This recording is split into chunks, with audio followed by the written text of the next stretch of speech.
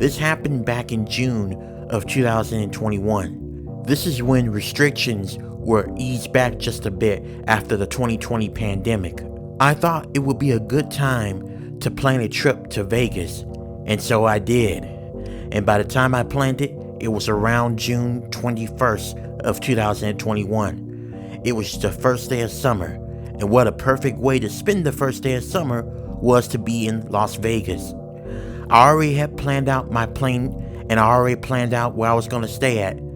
I picked an Airbnb because it was cheaper and in my price range, because all the other hotels were going for a really large amount. Besides, I wasn't looking to spend a fortune on motels and hotels. The Airbnb seemed like the best option. My plane landed in Las Vegas, and I got out of the plane, and I made my way through an Uber to my Airbnb. When I got into my Airbnb, I was really pleased. The house looked exactly like what was advertised online. So I was feeling really good, and I felt like I got my money's worth. Actually, to be honest with you, I actually feel like I got more than what my money was paying, but I'm not complaining. To give you a description of what the Airbnb looked like, it was a one-story house, but the house was very big and wide. It had 4 bedrooms and 2.5 bathrooms. The kitchen was really nice as well. I could tell everything was updated. The house, when you enter in, shows the living room first, and then on your right, there's going to be a long hallway.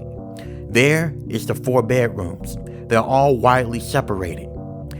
As you get into the hallway, on your right is the bedrooms, then on your left is the 2 bathrooms. The half bathroom is close to the master bedroom. When you get into the master bedroom though, it has a bathroom of its own inside the master bedroom. Then when you walk out of the hallway, you're gonna make a left turn, and that takes you into the kitchen. There were other parts of the house, but I didn't really feel like exploring all of them. It was getting ready to be 1 o'clock a.m. and I was really sleepy. I wanted to go off to bed. So when I set my suitcase down, I really didn't have time to really unpack. As soon as my head hit the pillow on the couch, I fell off to sleep. But about 30 minutes later, I felt myself jolting awake. I sat up on the couch, looking around the house, trying to think what made me quickly woke up. Something had happened, but I don't know what it was. I started to get drowsy again, and I was about to fall back to sleep when I heard a door closing. It was one of the rooms in the hallway, and I could feel my body stiffening with fear. Cold sweat began to run all over my body. My heart began to pound 1,000 miles per hour. I can feel myself breathing uncontrollably. I don't know what was going on, but I think I wasn't alone in the house. I slowly got up, walking into the hallway, but I didn't see anything. All the doors in the room were closed. It didn't look like it indicated that someone went in or came out. So I thought maybe I was just half sleepy. With a huge relief, I walked it back to the couch and I laid down. And soon my eyes got heavy and I fell asleep. But then again, not too long after I fell off to sleep, I felt something cold on my neck, and I felt something sharp as well. I opened my eyes, and I really don't know how to explain this, but my eyes met with a woman, an older woman that was sitting on top of me, holding a knife to my throat while chuckling. She had the look of a person who is sinister and malicious, a person that has nothing to lose.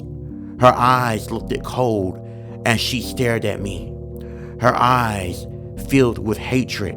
I did not know what to do in this moment because I've never experienced anything like this before. The woman began to chuckle, and then she laid the knife even deeper into my throat. Before she can go even further, I yelled and I kicked her in her stomach. She got off my stomach and screamed, and then she crawled. Yes, crawled. She crawled all the way to the front door, and then she stood up and began to run. I quickly got up from the couch and I ran after her. But by the time I got to the front door, she was already gone. I was already shaken up and I was already afraid.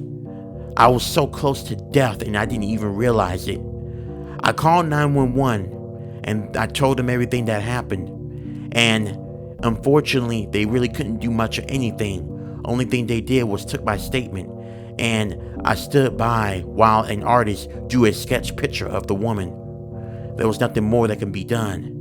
But after that situation, I did not want to stay in that Airbnb. I packed my stuff and I went and got me a motel. It was more expensive, but I didn't mind spending the extra money if it means that I'd be more safer.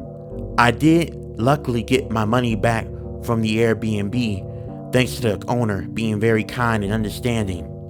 But after that situation, I don't know if I ever want to rent an Airbnb again. Unfortunately, the woman was never caught. But what still confuses me is, how was she able to get in if the doors were locked? Even when the police did the investigation, they told me there was no signs of breaking in at all. That's what made it even more scarier.